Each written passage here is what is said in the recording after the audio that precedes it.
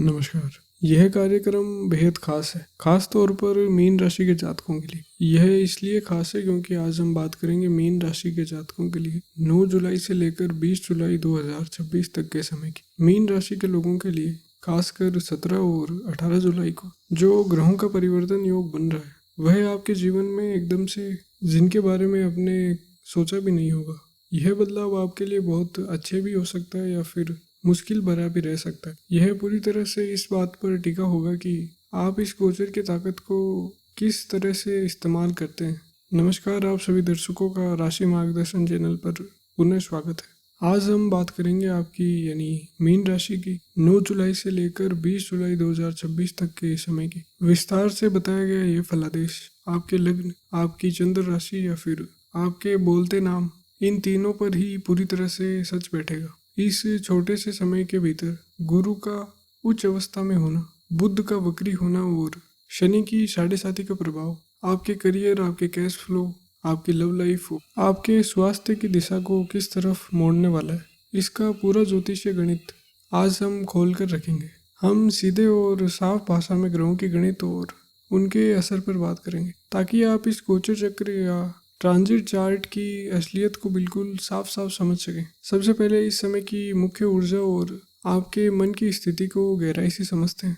अभी के समय में शनिदेव आपके प्रथम भाव यानी लग्न में गोचर कर रहे हैं। इसका सीधा और साफ मतलब यही है कि मीन राशि वालों पर शनि की 7.5 का दूसरा और सबसे भारी चरण चल रहा है। इस गोचर के कारण आपको बिना किसी वजह के दिमागी थकान महसूस हो सकती, आपकी नींद बार बार टूट सकती है और आपके स्वभाव में एक प्रकार की जिद या फिर स्टबरनेस आ सकती है, जहां आपको सिर्फ अपना नजरिया ही सबसे सही लगेगा। लेकिन इस समय भगवान की एक बहुत ही बड़ी कृपा आपके साथ बनी हुई है। आपके लग्नेश गुरु आपके पंचम भाव में कर्क राशि में उच्च होकर विराजमान है और वहां से उनकी सीधी अमृत दृष्टि आपके लग्न पर यानी कि शनि पर ही पड़ रही है। गुरु की यह पूर्ण दृष्टि 7.5 के उस भारीपन और अकेलेपन के असर को काफी हद तक संभाल रही है। 15 जुलाई के आसपास आप खुद यह महसूस करेंगे कि आपके फैसले लेने की ताकत अचानक बहुत साफ और एकदम सही हो गई है। ऐसे में मैं आपको यही सलाह दूंगा कि अगर आप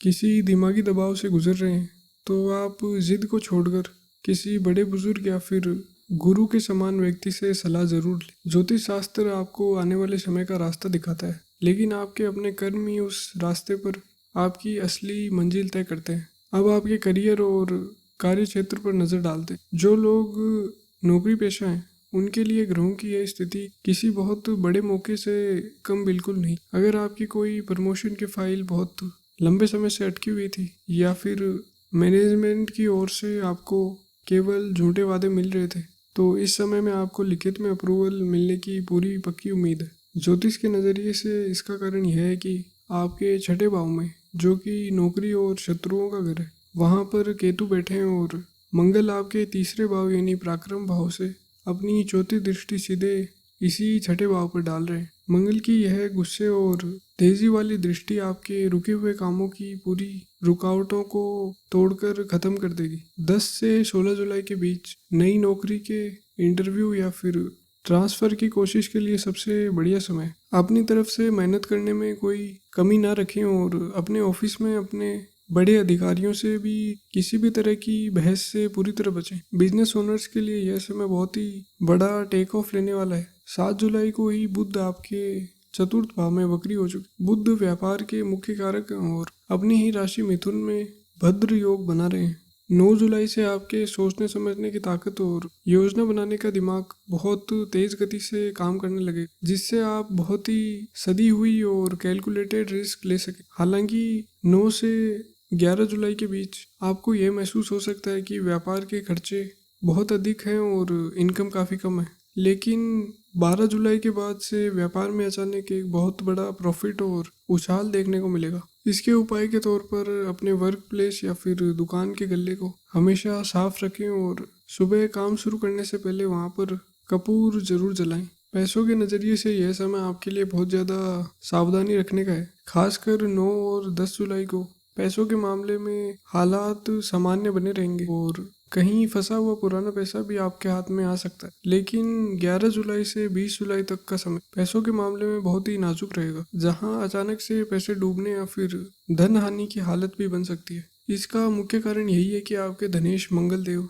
तीसरे भाव में बैठे हैं, जो आपके विचारों में एक तरह की जल्दबाजी और रातों रात बहुत सारा लाभ कमाने की ग्रीड पैदा कर सकता है। इसके साथ ही राहु आपके 12वें भाव में यानी व्यय भाव में बैठकर खर्चों का एक बहुत बड़ा रास्ता खोल रहे हैं, जहां आपका पैसा पानी की तरह तेजी से खर्च हो सकता है। इस पूरे समय में यह बहुत ज़्यादा ज़रूरी है कि आप भूलकर भी किसी को अपना पैसा उधार न दें, क्योंकि उस पैसे के वापस आने की उम्मीद ना के बराबर रहेगी। शेयर मार्केट या किसी भी ऐसी सट्टा स्कीम में पैसा लगाने से बचें जो बिना मेहनत किए बहुत बड़े मुनाफे का दावा करती हो। अगर कहीं निवेश करना ही बहुत ज़्यादा ज़रूरी हो जाए तो 10 जुलाई से पहले वो काम आप कर सकते हैं। अपने सभी खर्चों को अपने बजट के भीतर ही रखें और मंगलवार के दिन गुड़ का दान करना जरूरी रहेगा, जिससे मकर की नकारात्मक ऊर्जा शांत हो जाएगी। परिवार और प्रेम संबंधों के मामले में यह समय काफी हलचल से भरा रहेगा। जो लोग सिंगल हैं या फिर किसी प्रेम संबंध से जुड़े हैं, उनके लिए यह समय बहुत ही अच्छा और साथ देने वाला है। आपके रोमांस के 5वें भाव में उच्च के गुरु के साथ शुक्र और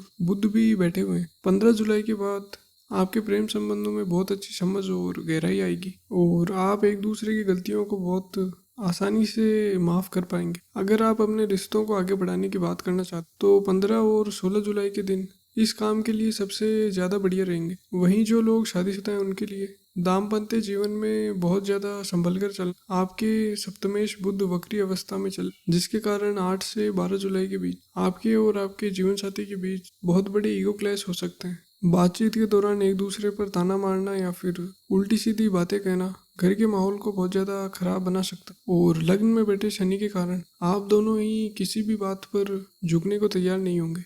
ऐसे में मेरी साफ सलाह आपको यही रहेगी कि जब भी आपका पार्टनर गुस्से में आए तो आप बिल्कुल चुपचाप रहें। 19 और 20 जुलाई को ग्रहों की चाल सुधरने के साथ घर का माहौल अपने आप बहुत शांत और अच्छा हो जाएगा। उस दिन अपने पार्टनर को कोई छोटा सा गिफ्ट देकर आप अपने रिश्तों को फिर से मीठा बना सकते हैं। परिवार के साथ सुख और समाज में मान नजरिए से इन दिनों का समय बहुत ही अच्छे फल देने वाला रहे। 16 जुलाई तक सूर्य आपके चतुर्थ भाव में गोचर करेंगे, जो कि माता और परिवार के सुख का भाव है। इस समय के दौरान आपके माता पिता कहीं रुका हुआ सरकारी पैसा मिल सकता है या समाज में उनके नाम रुतबे में बहुत अच्छी बढ़ोतरी हो सकती। हालांकि तीसरे भाव में मंगल के बैठे होने से छोटे भाई बहनों के साथ विचारों की लड़ाई हो या फिर हल्की फुल्की नोकझोंक भी हो सकती। ऐसे समय में थोड़ी समझदारी और डिप्लोमेसी का इस्तेमाल, उनकी तारीफ करें और किसी भी छोटी बात बड़ी लड़ाई। इसी समय के बीच परिवार के साथ किसी नदी के किनारे पहाड़ी इलाके की एक छोटी यात्रा पर जाने के भी योग बहुत मजबूत बन रहे हैं। सेहत को लेकर इस गोचर के दौरान किसी भी तरह की लापरवाही आपके लिए बहुत दुख देने वाली साबित हो सकती। लग्न में शनि के असर के कारण पैरों और घुटनों में दर्द और भारी सर दर्द की परेशानियों का सकता है। लेकिन ग्रहों की चाल के सबसे बड़ी चेतावनी ब्लड शुगर को लेकर है। आपके पंचम भाव में गुरु और शुक्र दोनों ही जो मिठास के कारक ग्रह हैं, वह एक साथ बैठे हुए। ग्रहों की ये युति आपके शरीर में शुगर का लेवल अचानक से बढ़ा सकती है और 12वें भाव में बैठे राहु अचानक से अस्पताल के चक्कर लगवाकर खर्च करवा सकता है। इससे बचने के लिए 9 से 20 जुलाई तक अपने खाने में मीठे का इस्तेमाल एकदम ना के बराबर कर दें। अपनी मॉर्निंग वॉक और प्राणायाम के नियम को किसी भी हालत में टूटने ना दें। आपके शरीर की यह मेहनत राहु और केतु की बुरी ऊर्जा को पूरी तरह से काट कर खत्म कर दे। फिर भी अगर कोई शारीरिक परेशानी लगे तो तुरंत अपने डॉक्टर से जरूर मिलिए। पढ़ने वाले छात्रों के लिए यह समय जीवन को एक नई और अच्छी दिशा देने वाला साबित हो सकता है। शिक्षा के पंचम भाव में ग्रहों का बहुत ही कम देखने वाला और अच्छा जमावड़ा लगा। ज्ञान के साक्षात देवता माने जाने वाले देवगुरु बृहस्पति अपनी उच्च राशि में, जिसके असर से आपका ध्यान और फोकस एकदम सबसे ऊपर रहेगा। पढ़ाई के जो विषय पहले बहुत ज्यादा मुश्किल लगते थे, वह अब आसानी से आपके समझ में आ जाएंगे। आगे की पढ़ाई या फिर विदेश जाने वाले छात्रों के लिए सभी रुकावटें अब धीरे धीरे दूर होंगी। 15 और 16 जुलाई के दिन सबसे मुश्किल विषयों की पढ़ाई शुरू करने या फिर कोई बड़ा प्रोजेक्ट जमा करने के लिए सबसे ज़्यादा अच्छा है। अपने खुद के भरोसे को लगातार मजबूत बनाए रखें और इसके लिए आप एक सिंपल उपाय कर सकते हैं कि सुबह सूर्य देव को जल अर्पित करें। अब यदि हाउसवाइफ्स की बात करें तो चतुर्थ भाव में बुध के वक्री होने के कारण घर के अंदर रिश्तेदार या फिर ससुराल वालों के साथ बातचीत में थोड़ी गलतफहमियां खड़ी हो सकती है। आपके द्वारा कही गई किसी भी बात का कोई दूसरा मतलब निकाला जा सकता है, इसलिए 9 से लेकर 14 जुलाई के बीच थोड़ा चुप रहने की आदत डाल लें और सब्र रखें।